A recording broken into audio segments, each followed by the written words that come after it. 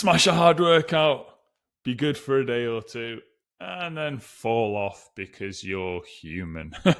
And once you've fallen off, spiral into a bit of shame and a bit of guilt. Probably talk yourself back into trying again. Give yourself that rousing motivational speech. And don't forget to try extra hard to make up for lost time or to punish yourself for falling off in the first place. And then burn out, because that pace is unsustainable and the standards that you set yourself are unrealistic. That's the mistake a lot of people make with their fitness. And I want to use this video as an opportunity to remind you that 1% improvements every day will easily outpace and overachieve compared to 100% effort done on occasion, sporadically, or just inconsistently.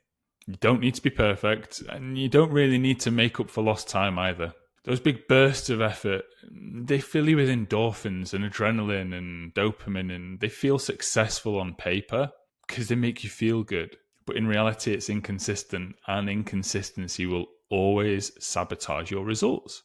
It's what keeps you stuck. And here's a shift I'd like you to consider. Results don't come from 100% effort occasionally. They come from 1% incremental effort consistently. All you have to do is aim to be 1% better today than you were yesterday, and then do the same tomorrow and the day after. Now, before you brush that off as too simple, I want to elaborate a little bit, because it's actually harder than it sounds. So let's break it down a little bit. Because 1% done consistently, it's not nothing, but you need to know, what does 1% look like in real life? So let me give you a couple of examples. It's not random, it's intentional and repeatable actions that you do daily. For example, 20 minutes of movement on the days where you can't get to the gym. And that way, you've done something rather than waiting for that perfect day where you can get 60 or 90 minutes to the gym and you're well fed and well watered. Those days don't happen. Whereas if you do 20 minutes, that's achievable. You can fit that into most lunch breaks or morning routines, or in the evening when you put the kids to bed. That's achievable. It's realistic. And it gives you that sense of success and fulfillment because you've done something rather than nothing. Let's give a nutritional example. Rather than aiming for the perfect diet where everything's calorie counted, everything is macronutrient balanced, you've got no sugar or no E numbers, and you're completely miserable because that's unsustainable. Rather than aiming for that, why not just aim for 30 grams of protein every meal? You hit a 90 gram minimum through your day. That's great. That's about NHS recommendations. And you feel good because you've set yourself a target and achieved it. Rather than focusing on this big knee-jerk reaction when you snack, and I'm going to throw away things from the snack drawer, or I'm going to have a complete clear out, I'm going to have a sugar detox for the next 2 months.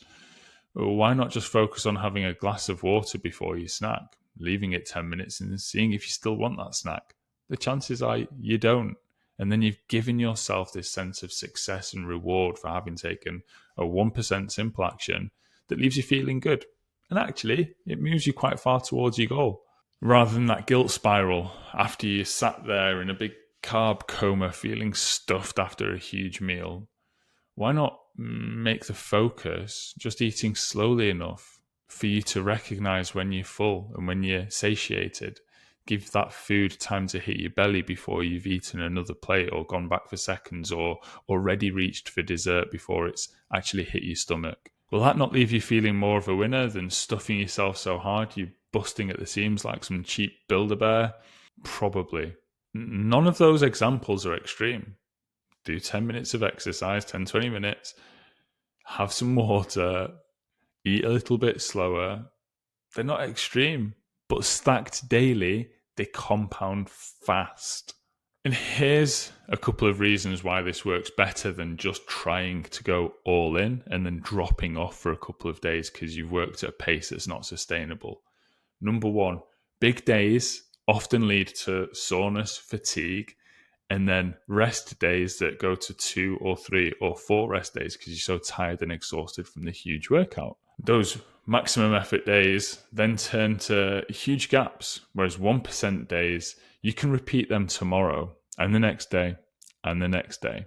This is an important one, number 2. Those small, repeatable actions, they build identity. You stop being someone who's good sometimes and you become the person who can say, I show up daily.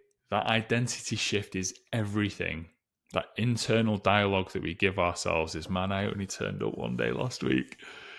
It destroys self-esteem. It destroys self-confidence. It makes the mountain steeper to climb. Whereas showing up for yourself every single day, even if it's only 2 steps, even if it's only that 1%, it leaves us feeling like, man, I'm the person that can show up consistently. The lift to our self-esteem that occurs at that point, the lift to our confidence and the boost in our identity, it cannot be overstated. And number 3, it keeps you in motion. Momentum doesn't come from intensity. It comes from continuity. And once that momentum's ground to a halt, it's so much harder to keep restarting. It's like pushing a car.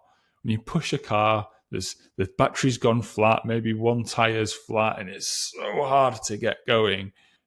Once it's started, it's so much easier. It's easier to keep going than it is to keep restarting. And that keeping going doesn't have to be big maximal effort. It comes back to those 1% movements. So try this today. Instead of asking, how can I be perfect? Ask, what does my 1% look like today?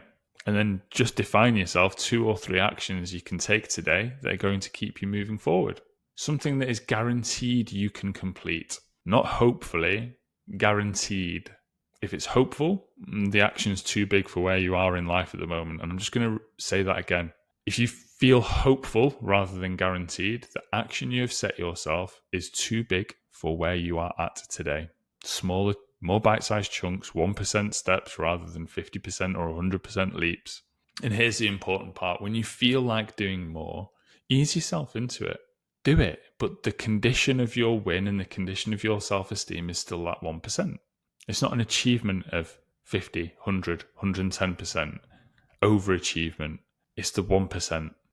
Because that's how you avoid the cycle of all in, burnout, off track, restart. You don't need to win the week, the month, the year in one go. You just need to win that 1%, which leads you to winning today. And then you repeat.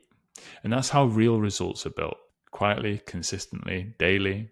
Win today, win tomorrow, win the day after, and the weeks and months will win themselves.